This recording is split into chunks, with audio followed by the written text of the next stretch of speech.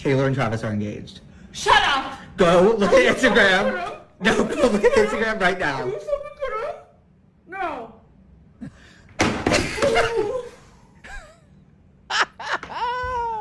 I told you it was worth it. And play the sound. Play the sound. Oh my god, oh my god, oh my god, oh my god, oh my god, oh my god. Oh my god, oh my god, oh my god, oh my god, oh my god, oh my god, you guys.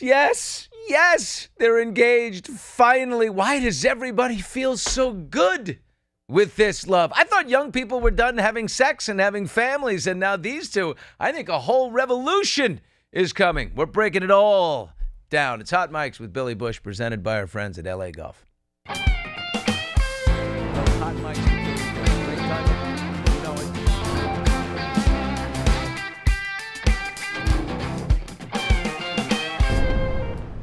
Oh boy, we are live on TuneIn and YouTube. It's Hot Mics. Hello there. I'm Billy Bush. God, man, Lord help me. I am a Swiftie. I am. Let's begin where the evening news in Bangladesh probably began. Taylor and Travis engaged. He's on one knee. A romantic proposal 2 weeks ago in his garden at home, complete with a carousel of photos. I mean, each one I was like, just walk me through this with a shard and a cig. I mean, oh my God, accompanied by the brilliant, always well thought out caption, your English teacher and your gym teacher are getting married. Oh my God. So many people. The reaction we had at the top, that's just one of maybe 15 million that are out there. My two favorite ones that I saw yesterday, I have to roll in. I like the young reporter from CBS News, Olivia Rinaldi, on a hot microphone outside the White House, I think. Taylor Swift is engaged. Taylor Swift is engaged. Taylor Swift is engaged. Come back to me. She just posted it. Oh my God.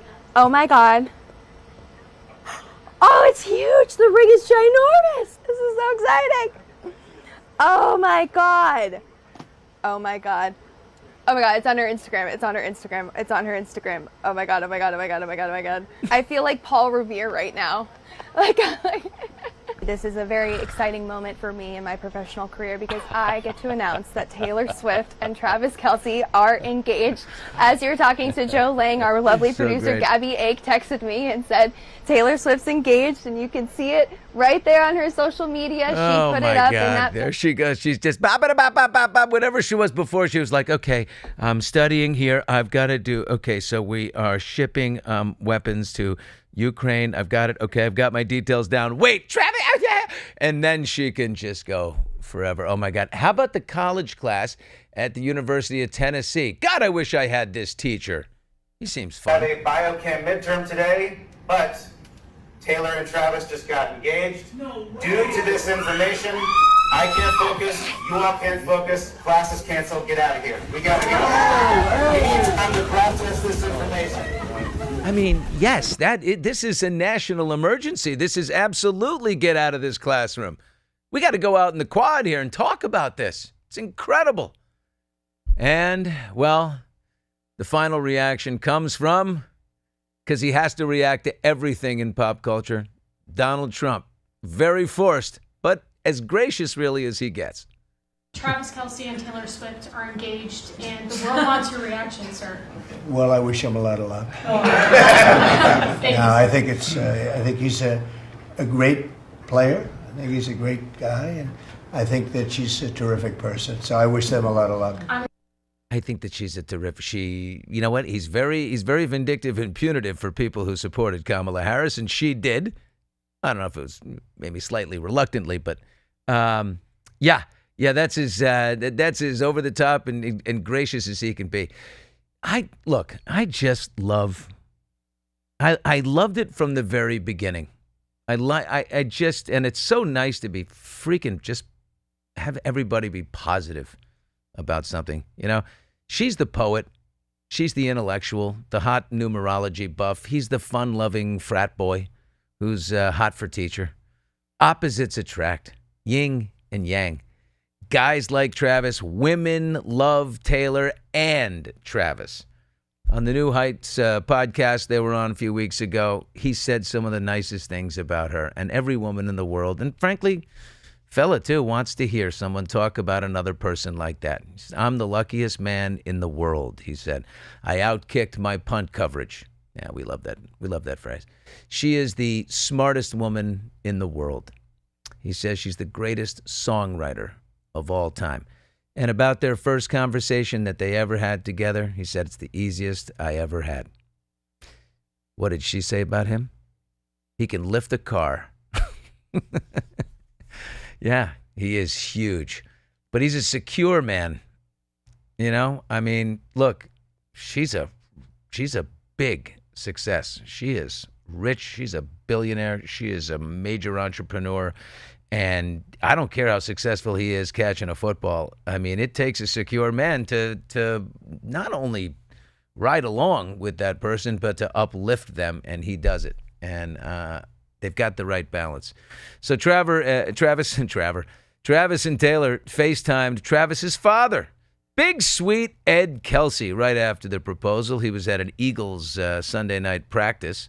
Proud father. He was waiting to share the news. He did it with ABC5 in Cleveland. As soon as I saw the FaceTime and saw it was Travis, and then I saw Taylor there with him, I knew what they were going to say. It was kind of funny. About a week ago, I asked Travis, I said, "So when are you going to announce the engagement?" He said, "Whenever Taylor says so." I kind of look at it the same way that I'm sure the Swifts do. This is still the little kid they raised at home. Okay. Yes, they've both had a lot of success in their endeavors, and they get a lot of notoriety. And I like Big Ed. Yeah, they get a lot of notoriety. They're just the same. You know, they're very famous people, he said, but they're the ones we raised. And he said the Swifts feel the same way. These are the same. And this is why one advantage that they have together, which I love, is the families that they come from, right? As kids, you absorb, you learn. And, with Ed and Donna on one side and the Swifts on the other, it's like, they have a nice foundation, both Travis and Taylor. Travis's brother, Jason, of course, he went off on the New Heights podcast. He was rolling solo because his brother was busy, and I don't know what he said because sometimes he's unintelligible. You know what I call him? There's a great word for a guy like that. He's a lumbersexual. Have you ever heard of the term lumbersexual? Welcome in our great friend, Donna Bowling is here. Daily Dose of Donna on YouTube. Donna is all over this stuff. I mean, you're one of these women screaming, "Oh my God!" Right? I mean, you went nuts when you heard about this. I actually did, and I'm kind of like shocked over my excitement over this because I thought I was not that like giddy over it until the podcast. The podcast wrote me back in. I was so into them in that podcast. Me too. I thought it was a riveting, almost 2 hours. It was 2 hours and 3 minutes, maybe. I watched every minute. Yeah, me too. I watched some of it twice. They got so many million views, and 12 million right now. I was 15 million. I was 3 of them. You just kept going over and over. I loved their love. And I loved Jason's love of their love too. Oh, people love Jason. The lumber. Yeah. What is a lumbersexual? Well, there's a metrosexual. Okay. And then there's the lumbersexual. Like you can see him with a pair of Carhartts on and an axe and chopping wood and just. How fun is that sexy. wedding gonna be? Oh my God. Well, I mean, the wedding is going to be, unforgettable. I went to Tom and Katie's wedding in Rome, not as a guest. I had to cover it for Access Hollywood, but I was over there and I covered everything all over town from outside the hotel to, we were climbing the walls. I dressed as a waiter, snuck in and was a server. It was incredible. Stop. I didn't. But we all watched from afar, right, with Jeff and Lauren Bezos. It's going to be a scene. The paparazzi scene at this wedding will be absolute mayhem. Blake Lively, wow. She will not be a guest in all of this. Did she mean to make this announcement the day after Blake Lively's birthday? Didn't you post that she was like answering birthday messages and stuff when this thing dropped like a... Oh, gosh. Do we want to be honest? Do we want to be catty? Like, how do we want to do this, Billy? I think just honest. Okay. Blake's birthday was, so we're on the 27th today. So Blake's birthday was the 25th. Yeah. Taylor announced the 26th. Why did she announce on the 26th? The podcast, so she's a numerology girl. We learned this. Yeah. Everything's in numbers for her. The podcast aired on the 13th. 13 days later, she's a big 13. Her favorite number is 13. Her birthday is 13. Her lucky Exactly. number 13. Exactly. They announce 13 the plus 13 engagement. is 26. So it could be that. Is there something else about the 26th song on her last album? I heard the last album was 26 tracks. Could be.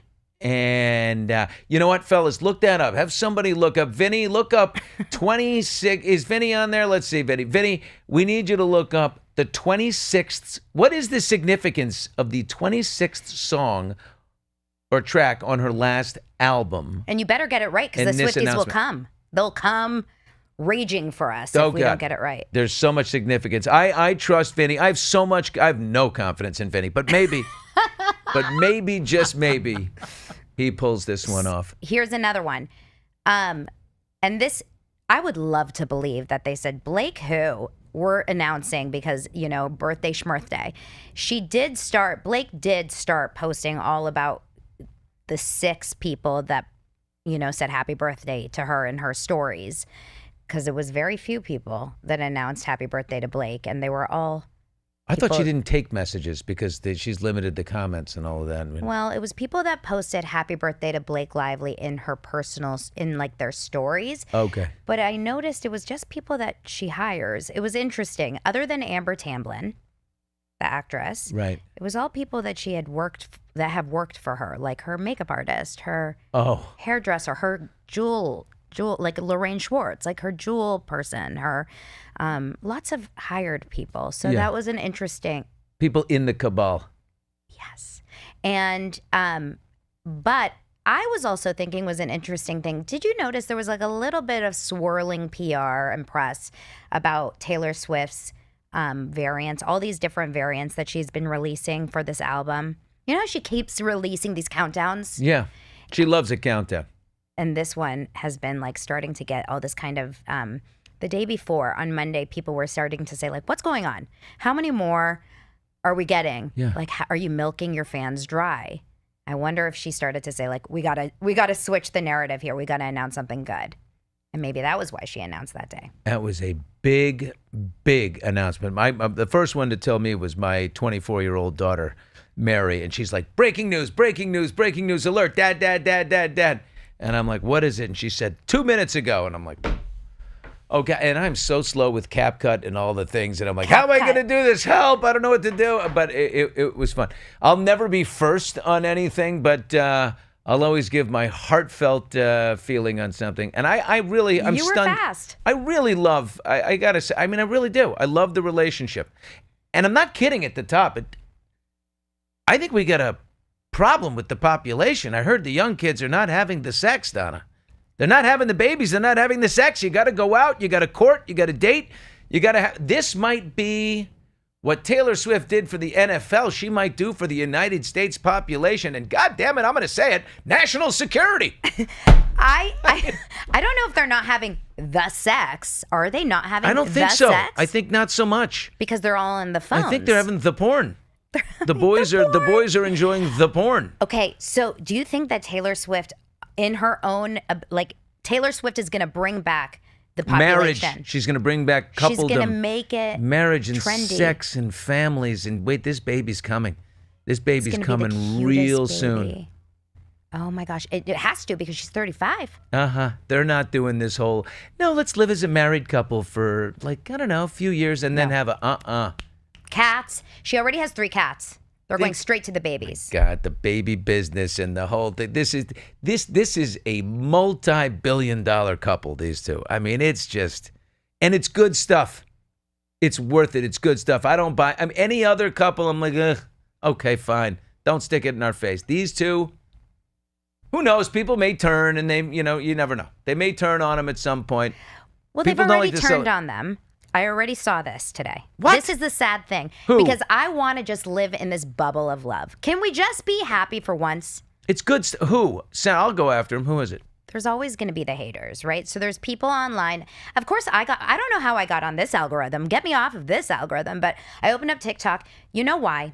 Travis Kelce had a huge collaboration today. Did you see who he partnered with today? Who? He announced it. Oh, you didn't see? Billy, I'm bringing you the breaking news. Pull out your cap cut. This is your moment. Okay, go ahead. American Eagle. No, Sydney Sweeney on the one side and Travis Kelce on the other. Is he marketing jorts or something? He's marketing Zach Peters' Zaddy shorts. Remember that Elsie told you about the little Zaddy? No, he's not. No, God, okay, because he has amazingly huge quads. Not Zach Peters. Travis Kelce has a huge line with American Eagle that was announced today. You paused too long after huge. I'm going to say that. Yes. And like, how do you know? You like these guys in here? These are silly boys that are in the control room. Someone pull up a picture of his hands wrapped around Taylor Swift's waist. He has huge hands. He has huge hands. Those hands are. Every girl is thinking the same thing. Oh, of course they are. And you know what? But I think she's had a long list of metrosexuals leading up to this guy. Yeah, these little like Maddie Healy. Yeah. Joe Al, whatever his name is. No, she is. Travis Kelce. Oh, she is wrapped up in love right now. He can lift a car, she said. What do you think that all the people that hated Sydney Sweeney and American Eagle are going to do now? Because now he is with American Eagle. He signed a huge deal. He's doing a huge partnership with them right now. And it was announced the day after the engagement. What kind of jeans are they? Are they, I'm serious, are they they're not doing jorts. No, it's like a whole I see him line. in jorts. He's the only guy that wears jorts. I could never wear a set of jorts. He wears jorts? Jorts. Jason Jorts. The Kelce brothers, jorts. I would like to see you No in one jorts. looks good in jorts. I'm going to say it right now. All right, some aesthetic details here from Trav. He collaborated with Kindred Lubeck of the Artifacts Fine Jewelry Company. An old mine, brilliant cut diamond. Gorgeous. Gorgeous. Classic, antique. Great charm there. His outfit was jorts. Was nice. No jorts, thank God. Blue polo, which is just very neat and clean. White shorts, not jorts. Loafers, and the Ralph Lauren striped silk dress, very subtle, and just $400, $398, nothing crazy. How happy is Ralph Lauren? Oh, Like that's the dress. oh, it's probably off. It's probably sold out. They are going to put that in the Smithsonian. Like that dress is going to be. What is the wedding dress? Who's going to get the wedding dress that she wears?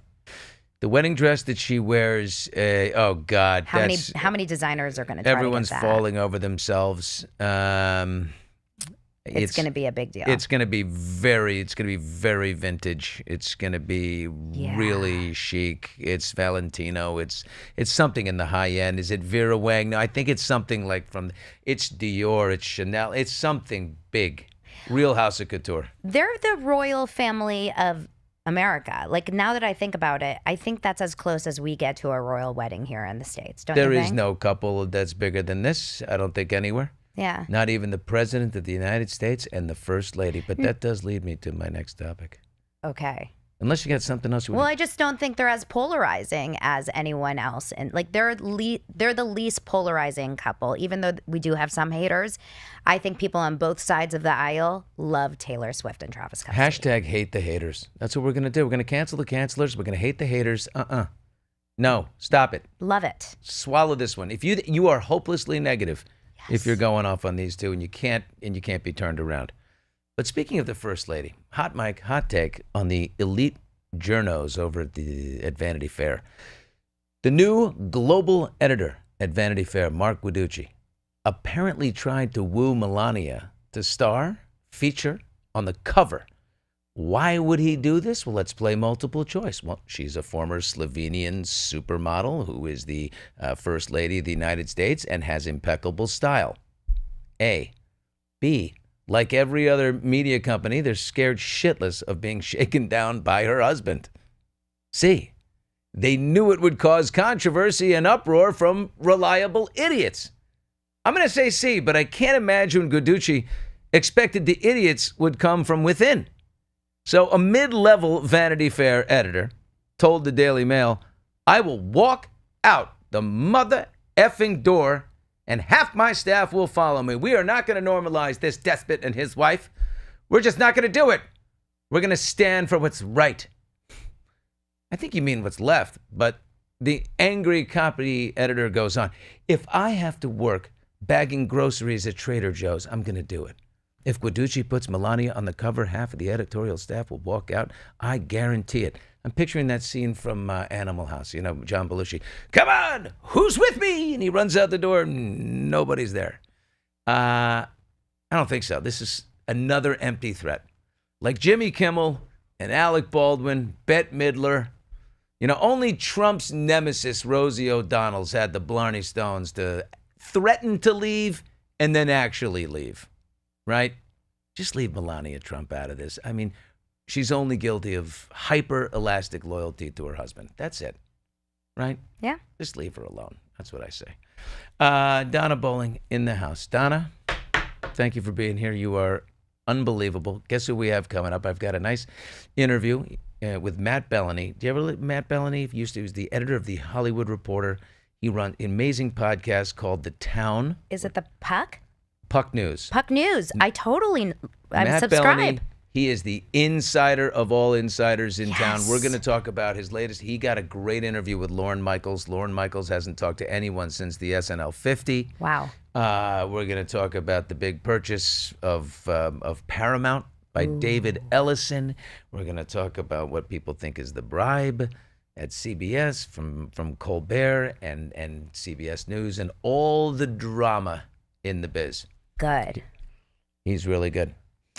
But right now, before we go to Matt, something very, I want you to, you ever have somebody, what is it about us, Donna, that, you know, people we love, good friends, if they slip on a banana peel or walk into a sliding glass door by accident, it just makes us feel good and we laugh like crazy? Of course. Thank God for security cameras. Put your headset on here, Donna. Okay. Thank God for security cameras, because our guy Kyle in the control room, he just walked in, he's sitting down, minding his own business, and thank God this camera in the corner caught him. If this doesn't make you happy, nothing will. Oh my God, I can't wait. There's Kyle. Jesus Christ. God damn it. Hit me again. Hit me again. I need it again. Oh my God. Where is Kyle now? Is he okay? He's waving at you. That's Kyle. Kyle, I'm so sorry. There's Kyle. Okay. One more time. One more time. It makes me so happy. I don't know why they're supposed to be in such a good mood. Jesus Christ. God damn it. And Kyle, what's the best? Wait, here we go. Here's the chair. Look at these chairs. Lift it up. Oh, God. You guys, it does look like a weak chair. And the best part, Kyle, is that your first chair that you've sat on and broken this week. By the way, a fit guy. He's a beautiful shape. He is. That's not even the first one I've sat through this month, unfortunately.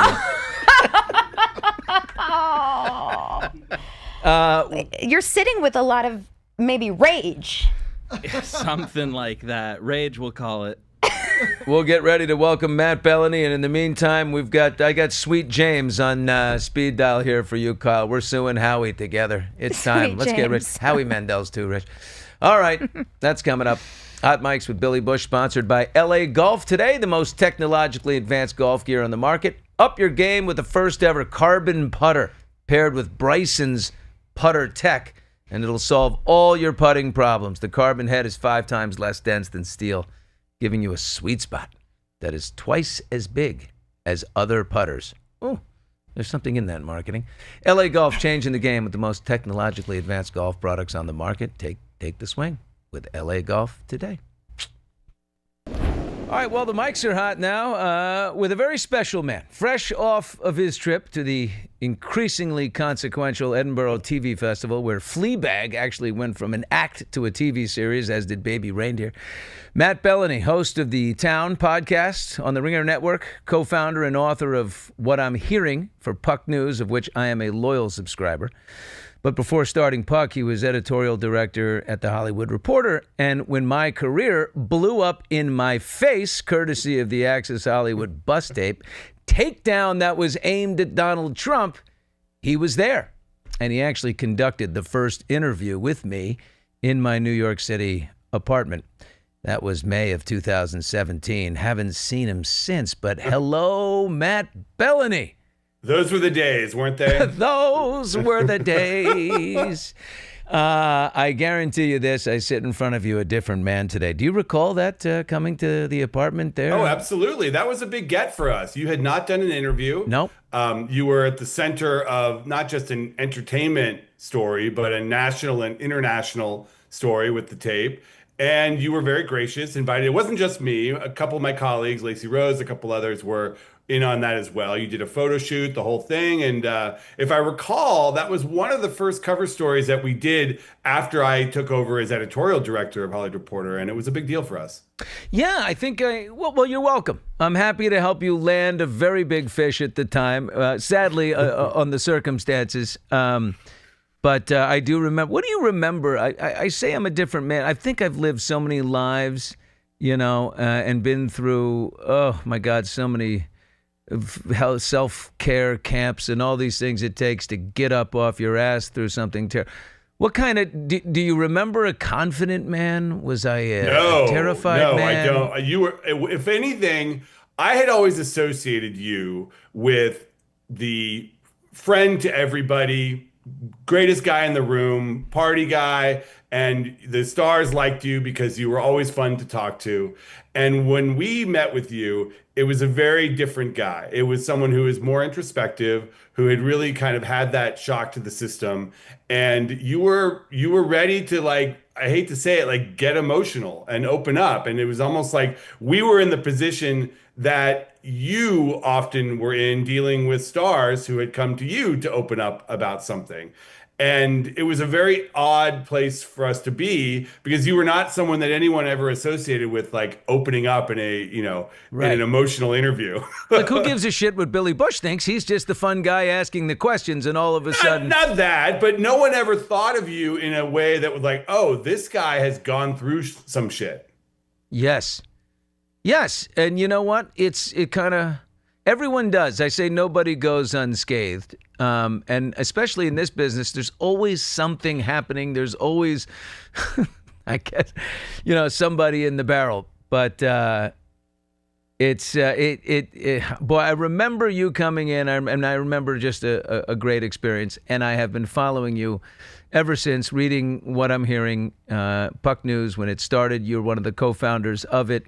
It's worth the we subscribe, folks, to everything these days. So many things. This one's worth it. Oh, I appreciate that. Okay, you're fresh back from Edinburgh TV Festival. We'll talk about that, but I want to talk about your interview with Lorne Michaels, because that's exciting. It reminds me of the first interview I did with Jerry Seinfeld back in the day. I was so excited to be in the room with him. Yeah. But you got 30 minutes with Lorne. How did it happen? Honestly, I've been asking for years. I mean, Lorne is such an enigma in the business. I mean, everybody wants to know what he's thinking. He's one of the few legends. I don't throw that word around. Everybody else does, but I never do. He is a legend. And he's at the center of so many different stories, with the political humor on SNL and the business stuff going on at his parent company, NBC Universal, as well as being the most important figure in comedy of the past 50 years. He's just always someone that I've been interested in. And honestly, when I started the newsletter and started the podcast, The Town, he was on my list. And I didn't get him for the podcast. I got him for the newsletter. And I was just happy to get whatever I could. And he wanted, honestly, I think what he wanted to do was raise awareness and attention for all the 50th anniversary stuff they did over the past, 6 months. Basically, all of it landed in February. And just remind people about that moment that SNL had in the culture in February, where they kind of owned it for a few weeks. Sure did. And the Emmy voting is going on right now. And I think he wanted to get out there and just say, listen, we've got this thing that we did that was a pretty monumental moment for both television and this pretty influential show. And he wanted to talk about it. And I was happy to do that. Yeah, and as I he got should, a lot for of your great anecdotes consideration. about it. They had 31 Emmy nominations or something like that. I mean, it was, across all the different shows, both for SNL, the season, and the 50th anniversary special, and the music special that they did the night before, and then the Peacock documentaries that they did around. Holy crap. Yeah, I love when he was recalling when Eddie Murphy was agreeing to do the 50th special. He says, "I'll do whatever you want, Lorne, whatever you want me to do. I learned on the 40th how much I care about this place." And then I remembered him on the 40th. He was terrible on the 40th. Eddie Murphy shows up and he's like, he reads something or he presented something, and I'm like, where's the humor? This place launched you. It did, but you know what? He made Eddie up for has it. had a very checkered history with SNL. It was very controversial in the 90s when David Spade and Weekend Update did a lot of jokes about Eddie at sort of a low point of his career. And it was perceived as just being completely ungrateful for the fact that Eddie Murphy saved SNL from going off the air in the early 80s. It literally would have been canceled had he not been such a dynamic figure and rescued the show. So he's had a very kind of hit and miss relationship. And the fact that he came back to the 50th and not only did the show, but was actually hilarious. His Tracy Morgan impression was really funny. And he did another sketch and was very involved. You could tell he cared. I think that meant a lot to Lorne. We're talking to Matt Belloni from Puck News, writes What I'm Hearing, and host of the Ringer podcast called The Town, which is, he's got everybody's number in town. And we're talking about Lorne Michaels here. That's called resetting the audience, Matt. It's very important to do that for people who are I not know. watching. I don't do it enough on the pod. It's more of a radio trick, though. Are you airing on radio as well? I do air on radio, too. Okay, there you go. We're in a couple places, but yeah, no, I also like it because when I'm tuning in somewhere, in the middle. Anyway, he says, James Austin Johnson, are you sticking with him as Trump? He said, yes. How can you not? Or when you look at the two Trumps between James Austin Johnson and Alec Baldwin, Baldwin was more of a caricature of Trump. This guy is Trump. I mean, he is dead on. Is he too good, you think? No, well, what Lorne likes about James Austin Johnson's Trump is that it's silly. It's fun. It's Trump as sort of bumbling and putting it all out there and scattershot. Baldwin's Trump was actually more biting. Yeah. It was mean. It was snarling. It was going after people. And that, I think, is not the brand of comedy that Lorne likes the best. He likes it when you can love Trump and still love the Trump impression on SNL. That's the sweet spot for Lorne, because as he always says, you're playing to 50 states here. We're not just playing to one side of the aisle. And James Austin Johnson's Trump does that. Yes, there's a better chance with James of Trump laughing at the skit, and there's no chance of Trump laughing at an Alec Baldwin skit. But I always said Alec Baldwin, his Trump, him doing Trump, built so much capital with the people that could cancel him for one of the millions of things like punching a photographer or, getting in a fight with a stewardess over Words with Friends or whatever the latest thing that his tempestuous nature caused him to do. He built up capital with the liberal stalwarts who would say, well, at least he pounds Trump for us every single week. Whereas this guy... And Lorne likes celebrities. We know that he likes, in the past 10 to 15 years, he's really leaned on those celebrity cameos on SNL to kind of enter the zeitgeist and break through the clutter. But when he found someone who could do a Trump that was so wacky and scattershot and the voice is perfect, it's a different kind of Trump. It's older. It seems a little bit more bumbling. And I think that Lorne really likes that. Yeah. All right, let's go to CBS for a second. The Colbert effect. Stephen Colbert, obviously canceled. Do you think he was stunned by this? Was this out of absolutely nowhere? Or do we have any idea if he heard this was coming? It was not out of nowhere. CBS had been discussing the future of the show for a while. And in fact, it had conversations with Colbert's representatives about the cost of the show. I think the fact that they went straight from talking about how expensive it was and how much money they were losing, to outright canceling it and eliminating the franchise. I think that was a shock to his team, but it was not a secret to everyone who is at the high levels there that the show was losing money. Yeah, and by the way, back to your Lorne conversation, Lorne Michaels, you asked him, well, does that mean that Seth Meyers or Jimmy Fallon are in trouble? And, in our own minds, we'll add on Jimmy Kimmel. But Lorne, kind of interesting play there. He kind of boxed in Brian Roberts, CEO of Comcast, and said, nah, he won't cancel Jimmy or Seth because he's really a man of integrity. He did call him a man of integrity, and he also said that he's been assured that those guys are safe for the foreseeable future, which I thought was interesting.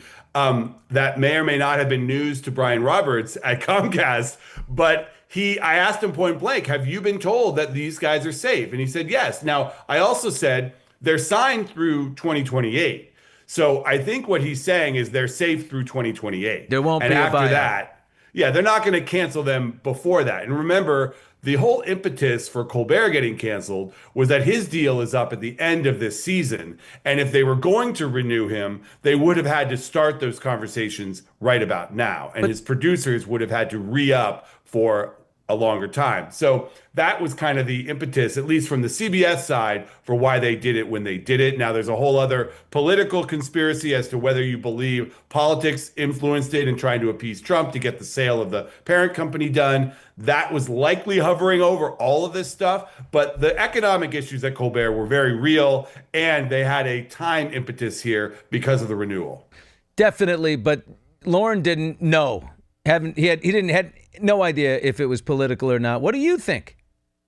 I think it's a range scale. It's not binary. There's politics on one side, there's economics on the other. And if you ask me, I think it was mostly economics, but with this whole specter of politics and the climate around this sale of Paramount, that certainly impacted the discussions. And if it were the opposite, if keeping Colbert was something that the administration would have loved, I don't think it would have happened. So the fact that the Trump administration cheered the fact that Colbert was canceled, I think probably helped this along. Wasn't the dominating factor, economics were, but it certainly didn't hurt. Yeah, but, he's got until May. He's got a whole nother year of fresh jokes to go out. Like, he has nothing. I mean, if he ever held back before, which I don't think he did, he certainly has no reason to now. He's got a whole season. And that's the argument for why they probably did this for economic reasons. If they was political, maybe they'd yank him off the air immediately. And look at what they just did with South Park. They paid $1.5 billion to re-up South Park, which continues to go after Trump week after week. So it's not like they're purging all of the anti-Trump media out there. All right, and then Matt, talking to Matt Belloni, host of The Town podcast, and from Puck News, what I'm hearing, Shari Redstone. Okay, so everyone thinks, Shari Redstone totally sold. She sold out in a huge way, $16 million to Trump's library, whatever. She did a deal with the devil, the whole thing. Well, talk about her ultimate FU to CBS News after the deal closes. I think she did this interview in the Times where she said that CBS News people had told her Joe Biden seemed drowsy and had to be prodded to answer certain questions during an interview he did in 2023. She worried CBS might be accused of editing the interview to conceal Mr. Biden's failings. Is Shari Redstone saying she didn't pay off Trump in order to clear the decks for the sale of Paramount, but she paid him because CBS News was probably guilty in her mind? She's not going that far, but she is saying that this case was not as black and white as some people assumed. That's her exact quote from the Times piece. She has been dragged through the coals on this one, including by several high-profile members of the CBS News team, including Leslie Stahl and Scott Pelley, perhaps the most high-profile people at CBS News. They have come right out and criticized her. Leslie Stahl said that she was disappointed in her and angry at her. And according to the Times piece, that really hurt Shari's feelings. She was upset by that. And what does she do in this article? She comes out and says, you know what? CBS wasn't so clear here. There were some issues that I had to deal with that people didn't know about, including the fact that there were some allegations that Joe Biden was helped in an interview. Now, others in the timepiece said that that was not necessarily the case. And Scott Pelley in that interview on air said that the president seemed tired. So we don't know what that footage looked like. We don't know anything. But Shari is smart enough to know that when you say something like that, Fox News is going to jump. The Trump people are going to jump. It's going to cause a whole new round of outrage over this deal and cause problems, frankly, for the incoming regime at CBS News. Right. She gets the last laugh. She collected, the check is cleared, and she gets to drop a couple of bombs out there and, and leave them with the troubles. Your colleague, Dylan Byers, said while Shari found most of Mr. Trump's claims about CBS News to be hyperbolic, she also thought his criticism of the news division and his lawsuit could be helpful. She said, we needed more balance. Part of me thought maybe Trump could accomplish what I never got done.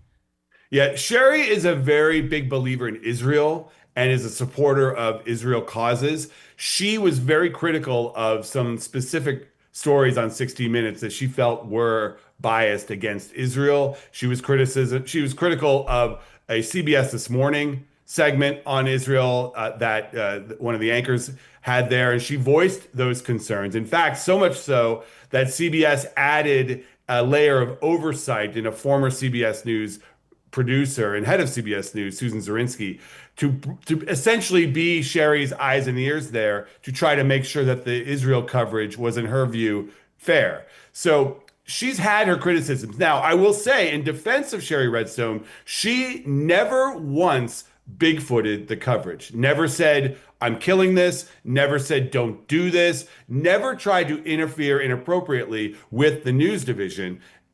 That said, two high-profile people at CBS News left just because of her exerting some kind of influence via this new person coming in, just because of her kind of expressing herself that she didn't like the coverage. They said, okay, we're out.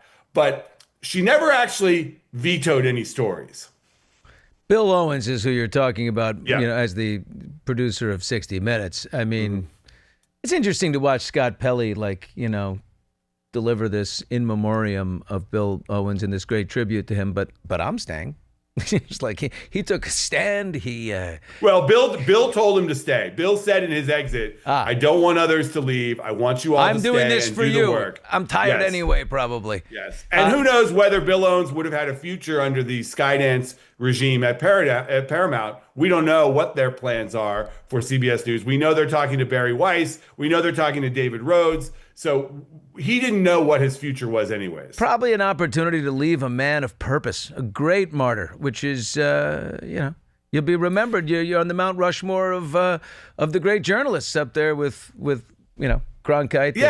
And since then, Tanya Simon has been appointed the head of 60 Minutes, and she is Bob Simon's daughter and someone who is perceived very favorably inside CBS News. So they're doing the right things. The first thing that David Ellison did when he took over the company was to visit the newsroom of CBS News and 60 Minutes. Before he did anything else, that's where they went. And that was not an accident. He said so in interviews that he wanted to show them that he believes in the journalism product and believes in the news division. Well, he definitely believes in it, Matt, because they're losing $50 million a year at CBS News. I think that number is a little misleading because there are other values that CBS News brings to the company. A lot of their affiliate fees and retrans fees, those the news division is big enough where those impact the fees that they get from cable providers and from other stations. So it's a little bit misleading. And you can monetize some of these shows. As we know, for instance,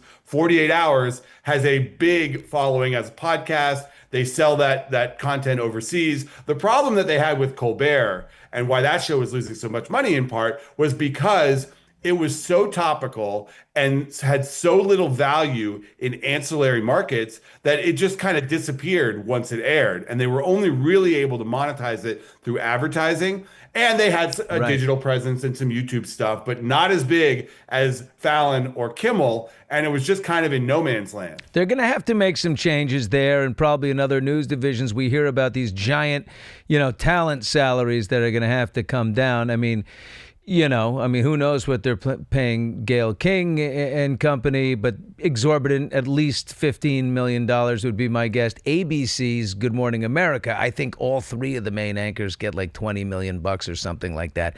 I mean, is there any talent that you can see out there in linear television, mainstream land, that's going to continue to collect the big check because, I don't know, they're bigger than the slippage? The only one I would see as having the maximum leverage is probably David Muir at ABC News, because that is the top-rated evening broadcast, and he is the longest tenured at this point. They just did a switch. More than NBC Robin News. Roberts at that place? Good question. Robin Don't has know the answer to trifecta.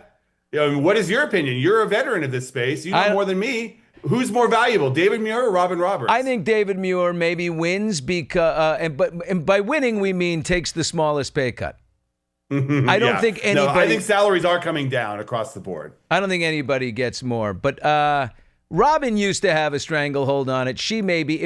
I think that may be a wash because she may be tired of it anyway. I don't see her. Well, and it's a team. It's an anchor team there, and they can move people around. They had Hoda leave the Today Show, and they were able to kind of move the team around and put in Craig Melvin, but there's also others there. So morning's a little bit more complicated because it is about that alchemy of the team and whether people feel good about tuning in and watching the whole broadcast team. The evening news, we joke about how no one watches that anymore, but some nights it's the highest rated program in all of the network. So it still has an audience in linear. Yeah. And David Muir is the face of ABC News, I think, at this point. So I think he would probably have the highest leverage. Maybe Savannah Guthrie at NBC, because she does a lot of different things. She anchors Olympics and she does crazy to me. Elections.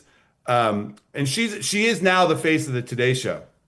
She was brought in to save just as a second wheel to Lauer when Meredith Vieira when she left, and then all of a sudden Lauer blows up and her leverage goes to here because there's got to be some kind of continuity. But had Lauer stayed Lauer, she would have stayed Savannah, and then she became this bigger thing because he blew up. She's the rare anchor that can do serious and silly.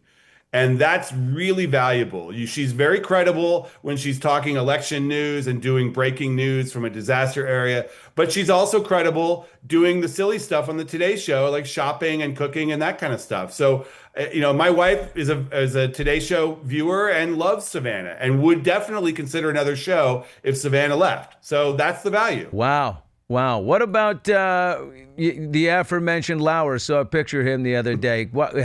Can he come back to Where television? was he? He was walking around Sag Harbor. I don't know. He's wearing he's been in Sag Harbor for very a decade. odd-looking shirt. It looked like almost like a chessboard, and it was a silk shirt. I don't know.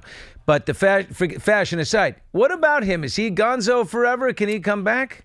I think it's going to be tough for him because his whole brand was about the relatability and the fact that he was like one of those Savannah Guthrie types. He was equally comfortable delivering serious news and doing fun stuff and celebrity stuff and all of the other things. And it was a relatability.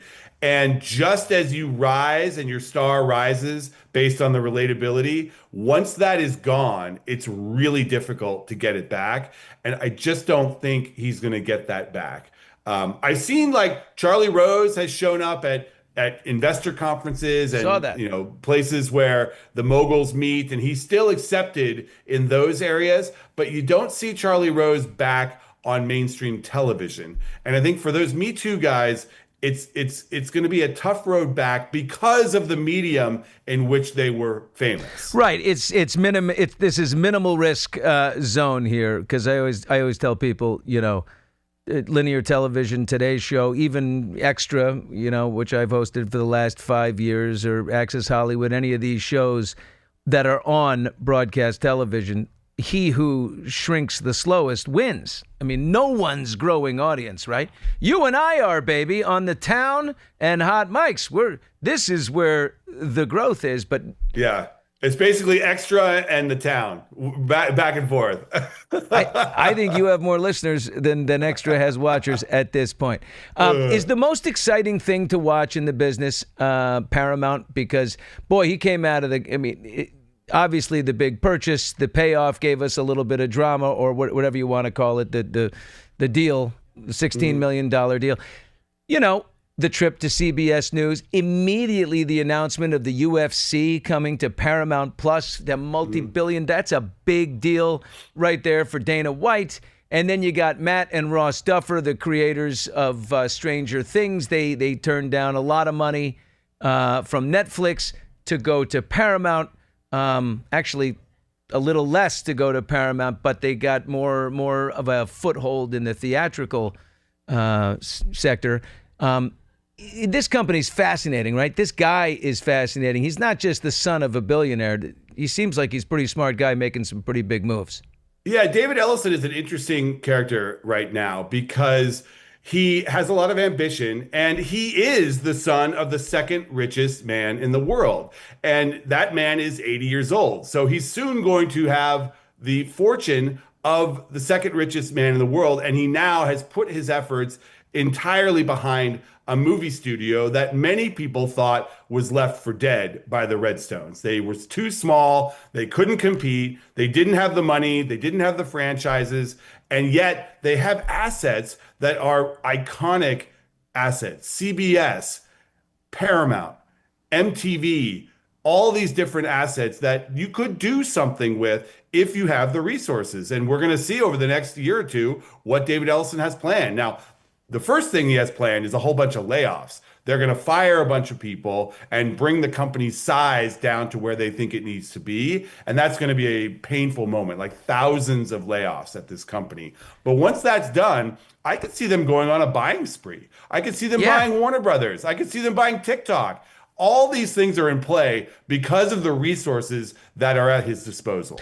That's why, I mean, the layoffs are going to be hard for people to swallow because literally you just bought Paramount, CBS, Viacom. You just bought this massive company for basically a year's worth of dividends on, your father's holdings. It's like, it doesn't matter what they screw up or what they do. It's all but he doesn't want this to be a vanity project. The last thing David Ellison wants is the perception that this is a trophy asset, that he doesn't care. He wants to be taken seriously as a business person, and he wants to turn this into a viable, lifelong pursuit. So if you're going to do that, then you do have to make some tough cuts. And most people agree in the analyst world that Paramount, for what it is right now, has too many people working there. So what are you going to do? You're going to cut it, and then you start to grow it. That's the plan, at least. We're talking to Matt Belloni here, host of The Town on Spotify and The Ringer. And what I'm hearing, Puck News, I'm a loyal paid subscriber. I recommend it. It's great inside stuff. Matt is he's on top of all the big stories. Do you ever talk about, one thing we talk about sometimes is this whole Blake Lively Baldoni mess. I mean, it seems like mutually assured destruction, and yet I see Blake was down for so long, and maybe her PR machine is starting to make a couple of moves. They announced a development deal, this development of a movie with Lionsgate that she's going to star in and produce, but it's just a development deal. And I always think Ryan Reynolds is behind her. How much power does he's a very loyal husband, I'm going to say that, but how much power does he have? And do you think she comes out on top in this battle with Baldoni? Do you have any thoughts on that? It's interesting. I have been following this because I find it to be a pretty fascinating legal case. I was a lawyer way back when, before I was a journalist, and I litigated cases like this in the entertainment industry. And there's two tracks here. There's the legal case, which I think is pretty interesting because they are just absolutely trying to exploit every possible perceived weakness here and going after personal data and going after friends, trying to subpoena Taylor Swift, all of these things that are just like cutthroat legal tactics. And then there's the PR road, which is pretty fascinating in itself because you have this window into the dark arts of celebrity publicity, which I'm sure you're very familiar with, and most people don't know about. And the fact that were people out there trying to game the internet to try to stir up sentiment of pro or con one way or the other on these two. To me, that's pretty interesting. I actually do think, to answer your question, that this is survivable for Blake Lively. What about Belloni? Belloni, I'm less clear about because of he's not married to Ryan Reynolds. Is that the Ryan Reynolds factor is a big one here because billions whatever of dollars. studio gets in business with Justin Baldoni is never working with Ryan Reynolds again, and that is a powerful, I think, motivator there. The only caveat is if he is completely vindicated in this legal proceeding and ends up winning and ends up getting a bunch of money and ends up, quote unquote, clearing his name, perhaps studios would work with him. He's also got this billionaire investor behind him. I believe his name is Steve Sarowitz, who is the investor in his company and was the reason why he was able to get the rights to this book in the first place. And perhaps the money there could take this all the way to some kind of an outcome that is favorable to Baldoni and gets his name back, so to speak. And then, not to mention, Baldoni directed It Ends With Us, the movie with Blake. The budget was $25 million. It ballooned to $40 million. They made $350 million. That is the insane thing about this whole controversy is that they were sitting on a huge hit.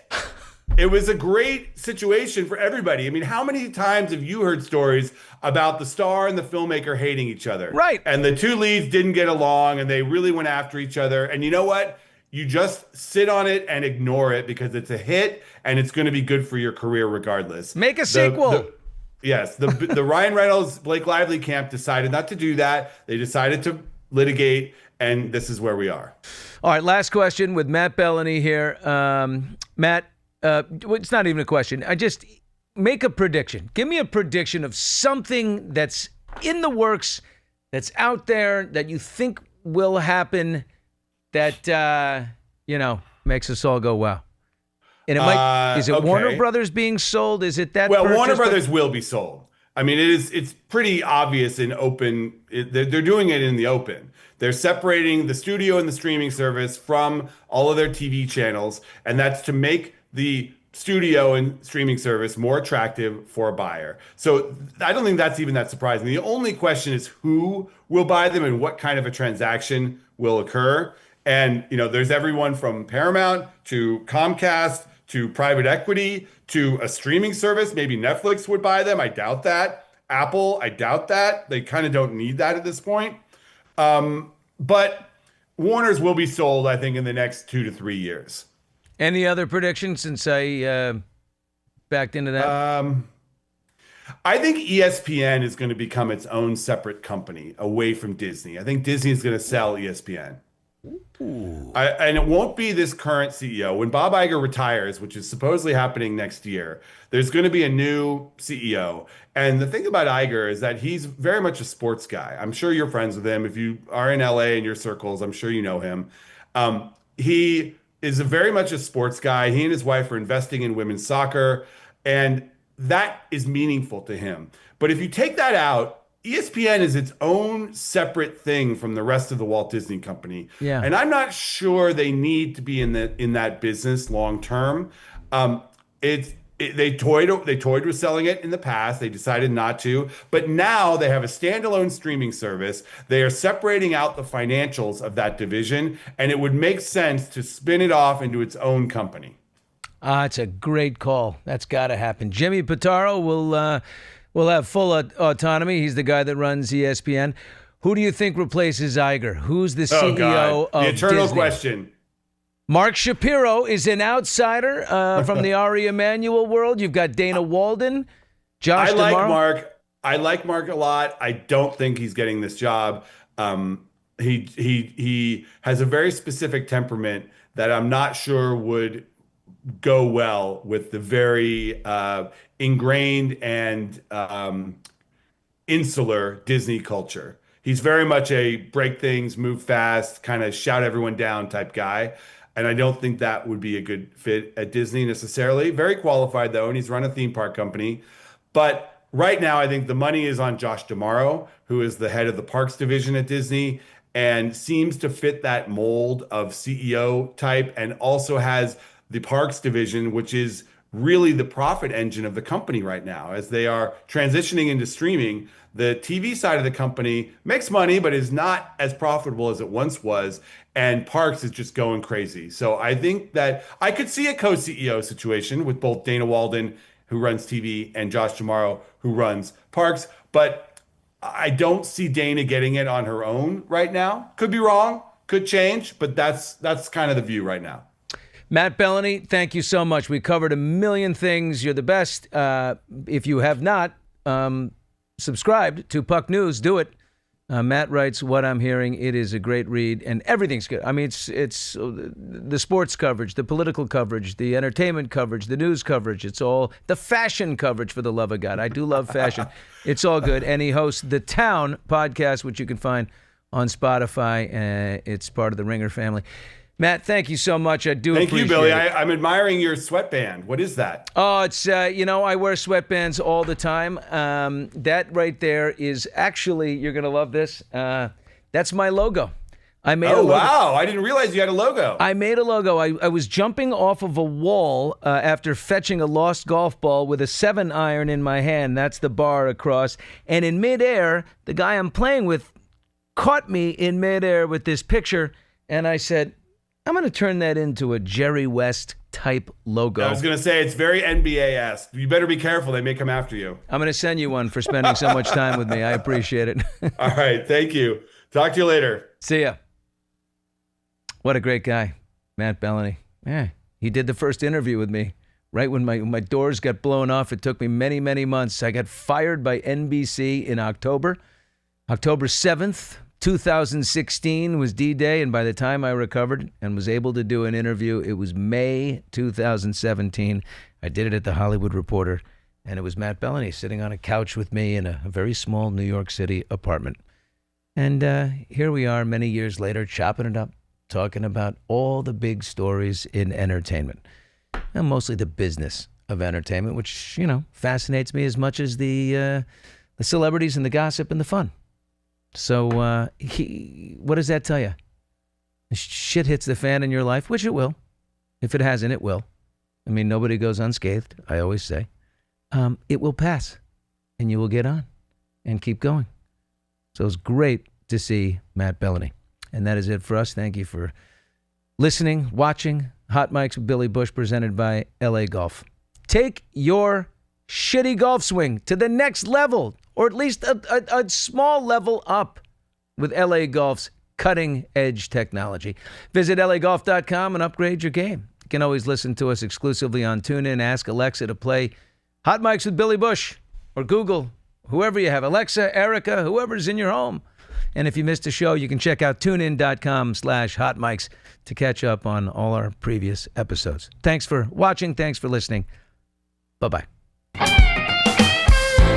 Hot Mics with Billy Bush. Great time.